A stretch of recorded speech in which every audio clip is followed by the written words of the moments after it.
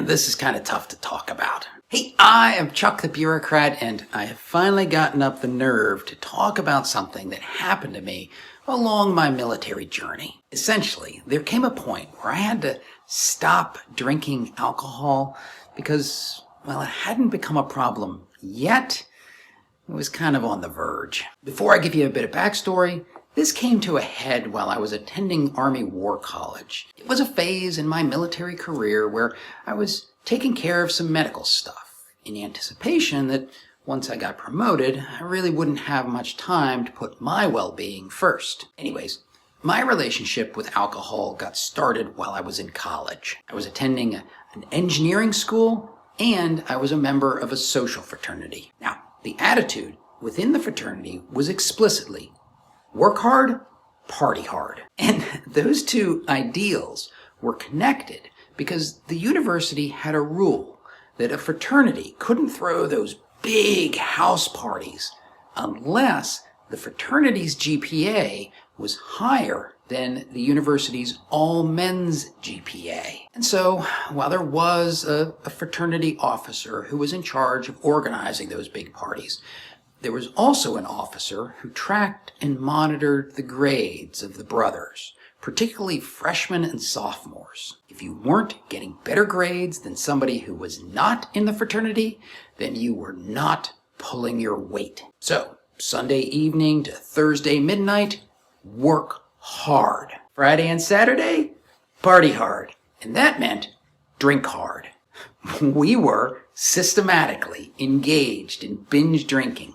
In fact, we were training ourselves and each other to binge drink. And then when I showed up at my first duty station, that worked great. The sober-minded young officer works diligently all week, and it appears that he just lets off a little steam on the weekend. But the reality is, I never really learned any different way to deal with alcohol.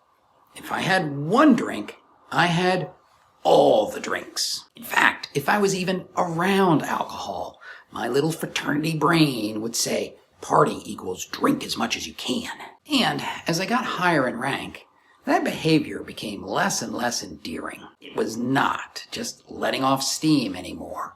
And in fact, the job started to become so stressful that passing out drunk and sleeping in the next day, well, it was more of a problem than a solution. And so that year that I was doing my Army War College fellowship, I was talking to a doctor about my assorted minor medical complaints. I told him about how I was drinking and my concerns about it, and he said, look, I wouldn't exactly say that you're abusing alcohol, but you are certainly misusing it. He didn't say I had to stop drinking. He just said that I had to change my relationship with alcohol. But what really made me knuckle down and quit drinking was something I noticed about the Early Bird Report.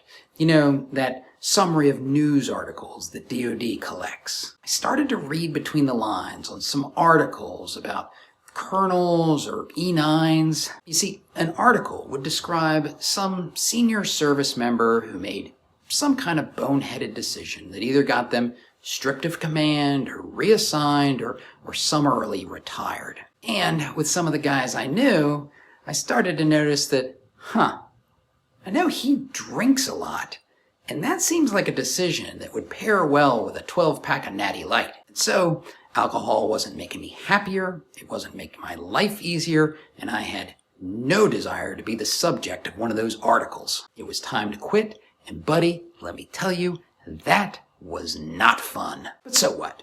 I mean, what does this mean for your career and your personal success? And I don't know.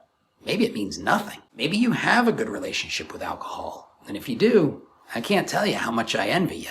I would love to be able to take just one drink without that fraternity guy sending me off the deep end. But maybe that relationship isn't so good. Alcohol is definitely part of the military journey, and for those of us who are going to be in for the long haul, it also means that changing our relationship to alcohol is going to be, part of the experience. I guess what I'm saying is that if your personal military journey feels like it's unique or different than everybody else's experience, Trust me, many of us have gone through very similar things. We all want you to succeed professionally, and that's probably going to mean setting the right conditions for personal success. A lot of times, it's going to feel like you turn a blind corner and get surprised by something completely out of the blue.